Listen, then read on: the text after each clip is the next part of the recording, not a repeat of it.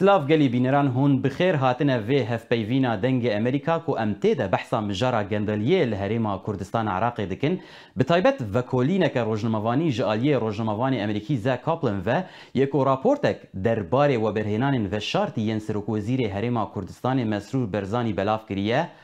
Zach, نهابريا سكايب بمرايا Zach, you wrote an article which was Zach, روجي حوتي دوازده راپورتك لگواری امریکا پروسپکت بلاو کردوتەوە لەو راپۆرتە بنکۆڵکاریەدا کڕینی دەرمانخانەیەکی 18.3 ملیۆن دۆلاری لە شاری مایامی فلۆریدا ئاشکرا کرد نووسیتە خاوەنی نهێنی ئەم باڵەخانەیە کە دەرمانخانەکەی تێدا سەرۆک وەزیرانی هەرێمی کوردستان مەسرور بەرزانیە.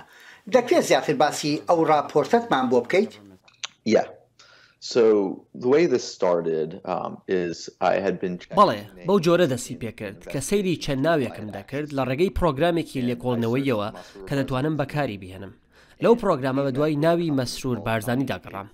ناوەکەی لەگەڵ کۆمپانیایەکدا بە ناوی 983 واشنگتن SB دەرکەوت کە دەکەوێتە ویلایەتی فلۆریداوە لە ئەمریکا. زۆر حەزم کرد زیاتر لەبارەی ئەمەوە بزانم. بۆیە تۆمارە ئەسلەکانی ئەم کۆمپانیایم دابەزاند. ڕاستیدا 3 جار تۆماریان کردبوو. دوانیان لە ژێر ناوی مەسرور بارزانی و یەکێکیان بە ناوی موکسی برایەوە بوون. ئەو ناوانە بە خێرایی لە ڕیکۆردەکان دەرهێنرابوون و لە جیاتیان ناوی پارێزەرەکانی کۆمپانیایەکی یاسایی ئەمریکی بە ناوی کازن ئۆکانەر دانرابوو کە کۆمپانیاکانیانی تۆمار کردبوو. ئەمە وها دەرەکەوێت بارزانیەکان ئەم کۆمپانیایانەیان دروست کردبوو تا ببێتە مەکینەیەکی وەبەرهێنان و نەیانویست بوو ناویان ئاشکرا بکرێت. بەڵام پارێزەرەکانیان هەڵەیەکیان کردبوو ناوی ئەوانیان خست بۆ سەر تۆمارەکان و بە خێرایی چاکیان کردبوون چونکە ئەمە دەکرێت جێگەی شەرمەزاری بێت ئەگەر ئاشکرا ببن. پاشان دۆزیمەوە کە ئەم کۆمپانیانە بۆچی بەکارهێنرابوون. ئەو کۆمپانیانە لە فلۆریدا تۆمار کرابوون. لە کۆتایی ناوی کۆمپانیایەکیان وشەی SB هەبوو. بیرم کردەوە ڕەنگە مەبەست لە ناوچەی ساوث بیچ بێت لە شاری مایامی لە فلۆریدا. پاشان سەیری ڕیکۆردی خانوبەرم کرد لە شاری مایامی تا بزانم ئایا ئەم کۆمپانیایە هیچ مڵکێکی لەوێ هەیە. جارێکی دیکە سێرچم بۆ ناوی 983 واشنگتن ئاڤنو کرد لە مایامی. دەری خست کە خاوەنی ئەم مڵکە هەمان ئەو کۆمپانیایەیە کە مەسرور بارزانی خاوەنێتی. کاتێک کردرا بوو کە ناوی مەسرور بارزانی هێشتا لەسەر بوو. نرخەکەی دەبوو 21 ملیۆن دۆلار بووە، بەڵام دواتر بە 18.3 ملیۆن لەلایەن مەسرور بارزانیەوە کردرا بوو. بۆیە ئەمە ئەو شتە بوو کە دۆزیمەوە. So before we get deeper into the details of this article, پێش ئەوەی باسی وردەکاریەکانی راپۆرتەکە بکەین چی وەهای لێکردی سەرنج بخەیتە سەر سەرۆک وەزیرانی هەرێمی کوردستان و وەبەرهێنانە نهێنەکانی لە ئەمریکا. وەکو تۆ ئاماژیان پێکەیت ئایا هیچ کەسێک زانیاری پێدا بوویت لەبارەی ئەو وەبەرهێنانانەوە؟ بە شێوەیەکی گشتی حەزم لە لێکۆڵینەوەیە لەسەر گەندەڵی و دەمەوێت پارەی نهێنی بەرپرسەکان ئاشکرا بکەم. سپیکردنەوەی پارە بدۆزمەوە. ئەمە ئەو جۆرە شتانەیە کاریان لەسەر دەکەم. چەند ساڵێکە کار لەسەر شتی پەیوەست بە عێراق و کوردستان دەکەم. لەبارەی مامەڵەوە کە سەرۆکوەزیرانی پێشوو نووری مالیکی ئەنجامیدا بوو بابەتم بڵاو کردوێتەوە. لەبارەی مامەڵەوە کە پەیوەست بوون بە حەیدەر عەبادیەوە بە هەمان شێوە بابەتم بڵاو کردوێتەوە. پێشتریش کەمێکم لەسەر ماڵی بارزانی بڵاو کردبەوە لەبارەی مامەڵەیەکی برایەکی مەسرور بە ناوی مانسوور و گرێبەستی سەربازی ئەمریکی. تەنیا و کاتە سەرنج بە بارزانیەکان دەدەم کاتێک خەریکی سێرچکردنم. کاتێک هەندێک جار سەیری چەند شتێک دەکەم لە داتابەیس ڕەنگە سێرچ بۆ ناوی ئەوان بکەم. بەڵام بۆ ئەم راپۆرتە هیچ کەسێک زانیاری پێ نەدام. تەنیا خۆم ویستم بە دوای ناویاندا بگەڕێم چونکە ئەوە کاری منە. تەنیا بە دوای ناوی ئەواندا ناگەڕێم. چەندین سیاسەتمدار هەیە کە سێرچ بۆ ناویان دەکەم تا بزانم ئایا کۆمپانیایەک دەدۆزمەوە پەیوەست بێ بەوانەوە چونکەوە ئیشی منەوەکو ڕۆژنامە نووسێک سروشتی کارەکەم وایە کە لێکۆڵینەوە لەوانە دەکەم لە دەسەڵاتدان و دەمەوێت بزانم خەریکی چین. مەسرور بارزانیش کەسێکە خاوەنی دەسەڵاتێکی زۆرە. بۆیە زانیاریم لە کەس بۆ ئەمە وەرنەگرت بوو. ئەمە بۆ مانایە نایەت منۆکو ڕۆژنامە نووسێک زانیاری لە کەس وەرناگرم. زۆرم حەز لەیە کاتی خەڵ زانیاریم پێدەدەن. هەمیشە ئەو زانیاریانە یارمەتیم دەدەن. بەڵام بۆم راپۆرتە هیچ زانیاریەکم لە کەس وەرنەگرت بوو. Now, before publishing this, پێش بڵاوکردنەوەی راپۆرتەکە پێم وابێت هەوڵت داوە پەیوەندی بە حکومەتی هەرێمی کوردستان یاخود ئۆفیسی بارزانیەوە بکەیت. وەڵامیان چی بوو؟ هیچ وەڵامیان دایتەوە؟ So I sent messages. پەیامم بۆ چەند کەسێکی جیاواز نارد کە پەیوەندیان بە بارزانیەکانەوە هەیە. نامەم بۆ نووسینگەکەیان لە واشنگتنی پایتەخت نارد. نامەم بۆ نوێنەرێکیان نارد. ئیمێڵێکشم بۆ کەسێک نارد کە بڕوام وایە بەرپرسێکی حکومیە لە ئۆفیسی سەرۆکوەزیران و داوای وەڵامم لێ کرد. پەیامم بە مۆبایل بۆ کەسێک نارد دەگوترێت پەیوەندی ڕۆمانسی لەگەڵ ئەندامێکی بنەماڵەی بارزانیدا هەیە. پەیامم نارد کە هیوادارم بۆ مەنسوور بارزانی چوبێت و داوای سەرنجم لێ کرد. هەموو هەوڵێکی خۆممدا هەتا پەیوەندیان پێوە بکەم. هیچ جۆرە وەڵامێکم وەرنەگرت. یەکەم شت لەوانەوە گوێم لێبوو بەیاننامەکەی سەرۆکوەزیران بوو دوای ئەوەی راپۆرتەکە بڵاو بووەوە، بەڵام ڕاستەوخۆ کەس وەڵامی نەداومەتەوە. From any of them is the Prime Minister's statement after the article is published, but I've not heard anything directly. Right, we will come to that, but in terms of دێنەوە سەرەوە بەڵام لەبارەی ئەو کۆمپانیا ڕووکەشیەوە کە دەکەوێتە ئەمریکاوە دەتوانیت لەو بارەیەوە زیاتر بە بینەرانمان بڵیت و لەبارەی کارەکانی ئەو کۆمپانیایە کە بۆ سەرۆکوەزیران و براکەی ئەنجامیان داوە وەکو تۆ لە راپۆرتەکەتدا ئاماژەی پێەکەی. The way, and this isn't a question about the United States. ئەمە پرسێکە لەبارەی ئەمریکا و چۆنێتی کارکردنی سیستەمی دارایی ئەمریکا. ڕێگە دەدەین کۆمپانیان نهێنی هەبێت و لە ڕاستیدا هیچ هۆکارێکی باش بۆ ئەو کارە نییە. ئەمە ڕێگە دەدات خەڵک پارەسپی بکەنەوە، بەخشیش وەربگرن، خۆیان لە باشدان بدزنەوە و تاوانی دارایی ئەنجام بدەن. مەبەست لە نهێنی کۆمپانیا ئەوەیە. هۆکاری ئەنجامدانی ئەمە لێرە لە ئەمریکا و وڵاتانی دیکە کە ڕێگە بەمە دەدەنەوەیە کە دەیانەوێت خەڵکی دەوڵەمەند پارەی خۆی بهێنێت بۆ وڵاتەکان و بیخاتە ناو ئابوووریەکانیانەوە. بەلایەنەوە گرنگ نییە ئایا پارەی پیسە یاخود پارەی خوێن یاخود ئایا هی گەندەڵیە. لە ئەمریکا ویلایەتی دێڵەوێر بۆ ئەمە خراپترین ویلایەتە. ئەوەش ئەوە بوو کە هەوڵیاندا بوو بەکاری بهێنن. دانویست کۆمپانیایەک دروست بکەن هیچ ناوێکی لەسەر نەبێت و تەنیا پارێزەرەکان لە دێڵەوێر بەڕێوەی ببەن. پلانەکەش ئەوە بوو دوای ئەوەی کۆمپانیاکەی دێڵەوێریان دروست کرد ئیدی ئەو کۆمپانیایە بەکار بهێنن بۆ کڕینی مڵکەکەی فلۆردا. لەم پرۆسەیەدا کە لە ڕاستیدا نازانم چۆن ڕوویداوە پارێزەرەکان شتەکەیان بە خراپی کردبوو. بەڵام بە سادەیی ئەم کۆمپانیایانە هیچ کارێکیان نییە جگە لە هەڵگرتنی پارە و مڵک و ناوی خاوەنەکانیشیان لەسەر نییە. ئەوە ئامانجەکەیە. با تەواو ڕاستگۆ بین زۆربەی جارەکان ئەم کارە سەردەگرێت. زۆربەی ئەم کۆمپانیان نهێنیانە گرنگ نیە باسییانەی مەسرور بارزانی دەکەین یاخود هەر سیاسەتمەدارێکی دیکەی ژیان کە پارە دەشارێتەوە. زۆربەی جار ئاشکرا نابن. ئەمەش ئەو هۆکارەیە کەشتی وەکو دیکۆمنتەکانی پانەما زۆر گرنگن. بەڵام لەم حاڵەدا کەسێک کارەکەی بەباشی نەکردووە. Right, now, so you've covered a lot of corruption cases. زۆر حاڵەتی گەندەڵی ڕووماڵ کردووە. ئایا هیچ شتێک هەیە حکوومەتی ئەمریکا بتوانێت بیکات هەتا ڕێگە نەدات چی دیکە ئەم کارە نهێنیانە لە ئەمریکا ئەنجام بدرێن؟ Absolutely. The US government could make it illegal. بەدڵنیاییەوە حکوومەتی ئەمریکا دەتوانێت شاردنەوەی ناوی خاوەن کۆمپانیەکان بکاتەنە یاسایی. ئەوە هەنگاوێکی سەرەتایی و زۆر ئاسان دەبێت. پاشان دەتوانن ئەو کۆمپانیانی کە پارەسپی دەکەنەوە دادگایی بکەن.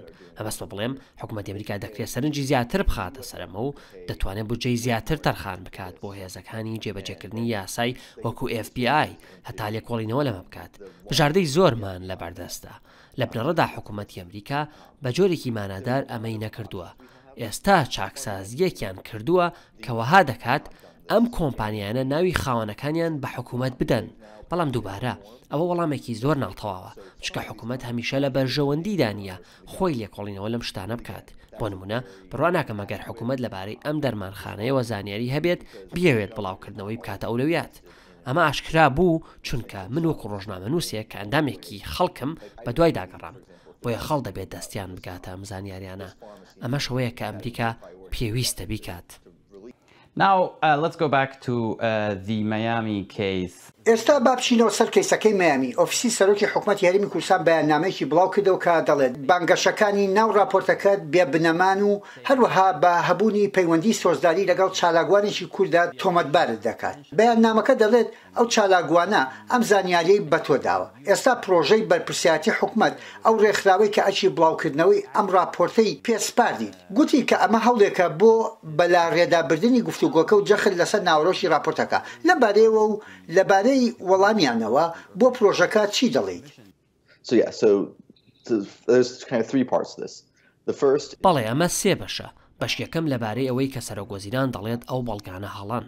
من پێشتر گوتومە ئەم بەڵگانە لەسەر ماڵپەڕی حکوومەتی ئەمریکا هەن و خەڵکی دەتوانێت بیان بینێت هەر کەسێک دەتوانێت بچێت و بۆ خۆی سەیریان بکات هێندە سادەیە بڕۆ سێرچ بۆ تۆماری کۆمپانیەکانی ویلایەتی فلۆریدا بکە سێرچ بۆ 983 واشنگتن بکە و بۆ خۆت دەتوانیت کۆمپانیاکە ببینیت بچە سەیری تۆماری مڵکەکانی مایامی بکە و سێرچ بۆ 983 واشنگتن بکە و دەبینیت کە ئەو مڵکە هی ئەو کۆمپانیایە کە سەرۆکوەزیران خاوەنێتی و نرخەکەی 18 ملیۆن دۆلارە هەموو ئەمانە زۆر ئاسانن پێویست ناکات من هیچ شتێک بسەلمێنم هەموو شتێک بەردەستە و هەموو کەسێک دەتوانێت بۆ خۆی لە ئیشەکەی من بکۆڵێتەوە کەس پێویست ناکات بڕوا بە من بکات تەنیا دەتوانن بچن سەیری ئەوە بکەن کە من دیومە و خۆیان ڕاستیەکە بزانن زۆر قرس نییە ئەوە یەکەم بەشی پرسیارەکەت بوو لەبارەی تۆمەتە زۆر سێکسیستەکانەوە یەکەم شدۆک و پێشتر گوتم بۆ ئەم ڕاپۆرتە زانیاریم لە کەس وەرنەگرتووە دووەم شت هەرگیز ئەو ژنەم نەبینیوە کە ئەوان دەڵێن من پەیوەندیم لەگەڵیدا هەیە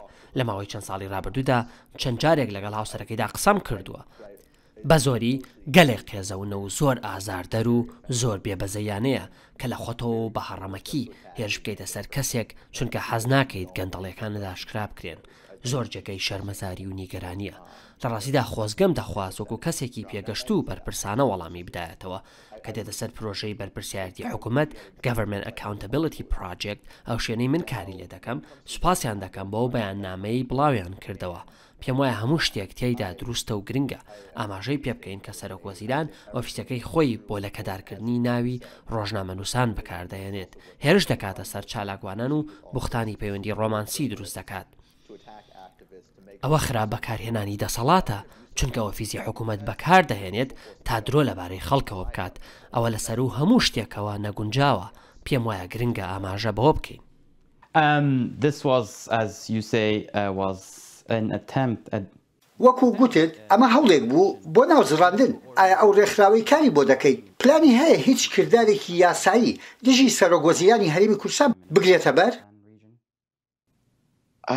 لە ئێستادا پێم وانییە پلانی ئەومان هەبێت پێم وایە مافی خۆمان ئەگەر بمانەوێت بەڵام بڕوام وایە بەیاننامەکەمان بەتەنیا هەموو شتێک دەڵێت پێم وایە هەمووان دەزانن ئەوە هەڵەیە پێم وایە زۆر ڕوونەکە بریندارکەرانەیە ئەو کاردانەوەی دیومە زۆربەی بریتی بووە لەوەی خەڵکی زۆر ناڕەحەت بوون بەبینینی ئەو ئاستەی ڕقی سەرۆکوەزیران بەرامبەر ژنان پێم وانییە هیچ شتێکی دیکە پێویستە بگیرێتە بەر سەرڕای گوتنی ئەوە ئەگەر بیانەوێت ئەمە گەورەتر بکەن ئەگەر بیانەوێت بڕۆین بۆ دادگا بە دڵنیاییەوە تۆمەتی ناوزڕاندنیان بەرز دەکەینەوە و وەکو بەشێک لەمە چونکەمە بەشێکی گرنگە و دەبێت وەڵام بدرێتەوە بەڵام لە ئێستادا دووبارە دەڵێمەوە کام ڕەفتارە گوزارش لە خۆی دەکات چەندە بریندارکەرە Are you planning on doing more investigation into ئایا پلانی لێکۆڵینەوەی زیاترت هەیە لە ئەگەری گەندەڵی و حاڵەتی گەندەڵی زیاتری بەرپرسانی حکوومەتی هەرێم لە ئەمریکا و شوێنەکانی دیکە؟